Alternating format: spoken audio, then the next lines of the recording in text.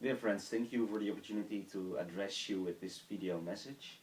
My name is Björn van Roozendaal and I'm Programs Director with Ilga-Europe, the European region of the International Lesbian, Gay, Bisexual, Transgender and Intersex Association. Over the past months, we've all observed the developments in respect to human rights of LGBTI people in Russia. We are very concerned about these developments that affect the lives of many of our fellow European citizens. It is important that we stand hand in hand to show solidarity with our friends in Russia. Following the adoption of the federal anti-propaganda law in Russia earlier this year, we've observed a further limitation to the upholding of fundamental rights of LGBTI citizens and their supporters in Russia. Whilst the Russian authorities claim that the law is purely designed to protect children and not to discriminate anyone, we sadly see how this law is being used to legitimize a complete disrespect of human rights. LGBTI human rights defenders have been detained for organizing peaceful demonstrations and have been left unprotected when attacked by counter-protesters. Early November, a community event was violently attacked by a group of violent citizens. Professionals such as teachers have been fired simply because they are lesbian or gay. Authorities do nothing to protect these citizens. To the contrary, in November, a state-supported television program broadcasted elements of a closed LGBTI conference that took place in October. A clear attempt to position the LGBTI community as something Western, not fitting the Russian identity. The Russian authorities are effectively contributing to the scapegoating of the LGBTI community.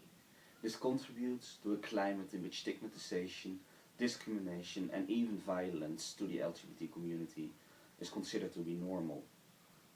The question is whether this is happening because the authorities don't like the LGBTI community, or whether they use the LGBTI community as make-up for the real problems that the Russian society is facing. The latter seems to be the case. When standing in solidarity with the Russian LGBTI community, let us not forget that the LGBTI community is only the next group of scapegoats in society. They join a group of immigrants, undocumented workers, as well as religious minorities, all groups which have been facing repression, unequal treatment and state-condoned human rights violations for way too long. In building our actions, we must make clear that the LGBTI community is part of a much wider human rights struggle. We must join forces to ensure that human rights are upheld for each and every individual. We must ensure that we don't allow the LGBTI community to be separated as being different or the opposite of what human values represent. The LGBTI community in Russia is growing, getting stronger, supported by allies within Russia and by allies outside of the country. It is important that we continue to stand behind them, but when undertaking actions, we must also make sure that we follow their leads and cues. Only then we can ultimately ensure that equality and non-discrimination become a reality for LGBTI and all other citizens in the Russian society. The Olympics are an important platform to voice our concerns. The Olympic ideal of human rights cannot be silenced because they are deemed to be too political.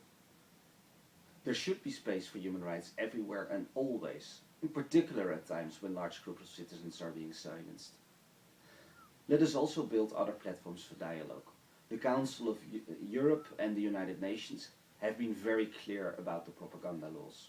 There is no place for such in the context of internationally agreed human rights standards. The EU should use all its competencies to leverage pressure, starting with delaying the negotiations leading towards further visa liberalization. National governments need to use all opportunities to raise these concerns. They can do so by debunking myths about the LGBTI community. An LGBTI citizen is no more or no less a threat to children than any other citizen. And supporting LGBTI rights will not lead to a decrease in birth rates. To the contrary, the LGBTI community also lives in families. We are fathers, we are mothers, and we are children. On behalf of Ilga-Europe, I thank you for your efforts in supporting the Russian LGBTI community. including by messages of solidarity and by raising money to support the historic struggle of the LGBTI community in Russia. Thank you.